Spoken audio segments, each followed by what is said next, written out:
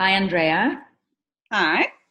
Lovely to see you today. And I want to say thank you very much for coming to share your story because I think it's very important to raise awareness in any area. So I can't wait to hear what you've got to offer to other people and help them in their journey. Thank you. So my name is Andrea Hume. I'm 49 years old. I've been in New Zealand for 22 years. And about 3 years ago, I decided to take myself to therapy because I left my second husband. And then I realized that I had a bit of a pattern emerging in my life. And I needed to discover why I was doing that. So I went to therapy every Monday, and it was very confronting and very, very hard. And sometimes I didn't want to go there. I would dread going there. After work on a Monday, I'd go, oh, I really don't want to go there because all of the stuff was coming out. And about a year into it, I discovered that I had been sexually abused when I was about 6 years old. And I had firmly blocked it completely out of my mind. So it was very shocking for me and very traumatizing because when you're so old and then you don't realize that you've been pushing this and I didn't even remember anything about it, but then it all started to come out. And then as we started to go through the sessions, I realized that there was other abuse as well by somebody else. And it wasn't so much, the abuse was obviously not good, but I never told my mother because she had me when she was really young. My father was an alcoholic and he used to beat her. So I didn't want to give her more pain. So I lived my whole life trying to be good so that my mother didn't have to suffer anymore.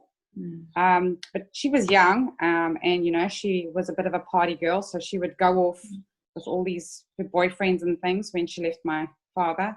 And so I was a very lonely person when I was young. And I always felt like I had to deal with everything myself. So I had to be strong. I had to deal with everything. So I think I blocked a lot of things out that I had to deal with because that was the only way I could survive, is that I had to just suck it up, so to speak. And over the last few months, I've met this girl, Lorianne, about a decade ago. Her mother worked for me for a very long time. And I've come across Lorianne every now and then, and she always scared me because there was just something about her. Every time I looked at her, I felt like she could see inside my soul, and that she knew stuff about me that people shouldn't know. And it really scared me. So I really liked her, but I kind of steered clear of her because I was very scared of her. I've always been a bit nervous about the spiritual side of life. I was brought up in a Catholic school, but I kind of believed in Jesus, but I think I got to a place where, when you keep on telling yourself that you're bad, you're bad, you're bad. So I kind of steered away from religion quite a bit because, just making yourself feel bad all the time doesn't actually help you. Anyway, so I've been, a few months ago, was on Facebook because I was trying to find someone, because I don't usually go on Facebook. I'm not a Facebook person.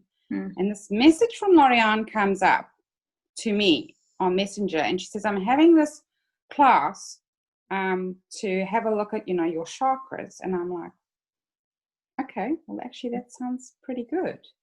Actually, I think that's a really good thing. I think I really want to do that. Yeah. So I go off to the class, and I thought to myself, well, I have to be very open to this, otherwise it's not going to work. So you have to be open. Yeah. And on the very first class, I got there, and it was a very bizarre feeling because I felt like somebody was in the room. I was like, and she said to me, I had this dream that somebody is here and they're trying to tell you that everything's going to be okay. And she said, I don't know who the person is, but I just know. So it was very overwhelming because when we did the meditation, I felt this person talking to me, and she said to me, it's a person I've never met before, but I know their son. And she said to me, everything is going to be okay. You just need to breathe, because I've always very much like this. Everything about me is busy, busy, busy. Everything. I never sit still. I don't relax. Everything is about being busy. And she just said to me, you just need to be calm and relax and everything is going to be okay. Well, I was sobbing. It was very overwhelming. And every class that I went to, some other thing happened. And then on one of the classes, I think it was the one where we were doing the solar plexus. We were doing the meditation, and then I got, because this other abuse situation I had didn't come up in therapy.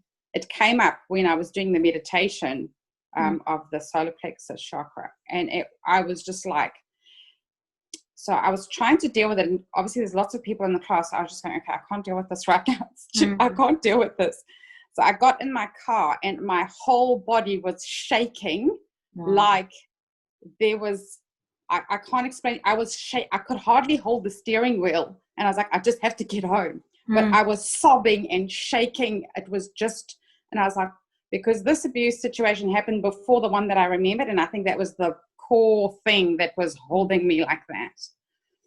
And it was honestly, I couldn't stop shaking. When I got home, I was like, okay, you have to have tea. You just need to sit down and have tea. And the next day I rang Lorianne and I told her what had happened. And she said to me, I've been waiting for somebody to ring me because I had a dream last night. And she said something about like it was a fetus and that there was a letting go and a renewal. And she said to me, whoever rang me, I knew this was going to be for them. And she said, it's for you. Yeah. But ever since then, just I feel like myself, like I know who I am and I know what I need to do. It almost feels a bit like that. And then, I was dating a man again he was really abusing me in a way. And the next day I rang him and I said to him, I'm sorry, I can't do this anymore. I just like everything. I just knew. And all of the stuff that I had not seen before, I just saw everything. I saw it all. Yeah. Then I started to go back in all the relationships from when I was a young girl. And I was like going, oh my God, every man I ever look for treats me like this. And I've allowed them to do this to me. And then I was just like, it's I'm the one that allows people to do that to me. I'm the one that can stop this. And so I've been going, how can I help other women realize what they are allowing men to do to them, so this is something that I've been thinking about. How can I do that? How can I help people? But it's realizing, I think that,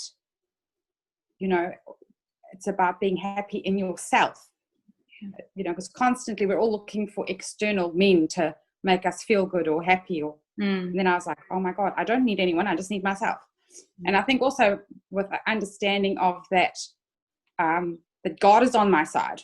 That's all I need to have on my side. I just need God on my side. It's like my eyes just got open to how things actually work, that we are all the same, that we are all one, that we are all here to actually help each other. Yeah. And then I was like, okay, now it's like I suddenly saw everything. And then I felt like, okay, so much better in myself, that I don't need somebody to tell me I'm good enough, because I already know I'm good enough. But it's taken me this long to get there. So, but this was your wake-up call, wasn't it, in a way? The Absolutely. whole experience with Lorianne. Yeah. Yes. So how can other people let themselves into that journey? Because it has to come, what I'm hearing from you is it has to come from within the person. You were resisting before and you were like in that busy mode, but now you're not. You sit still and something came out of it, yeah? I think the key to looking inward is the stillness. And I realized that I was constantly trying to be busy because I didn't want to look on the inside, because I was terrified I was going to find something awful, that there was something really wrong with me. So that's why I was always with the busyness. What else can I do? I would never just sit at home and be still. There was always something that I would find. But now since I found stillness, I've found more peace, because you start to look and start to realize that actually inside you is all of the goodness. There's nothing bad in there. Yeah. So basically the bad stuff wasn't as bad as you were expecting to be. No, it's not. So isn't that the illusion we live in? How scary it's going to be to face our fears, but once you face them, Yes. actually, it's a relief. Yeah. Well, thank you so much. I think sharing your story is really important, but also the way you're coming out of it is watching you. I think it's amazing. Thank you.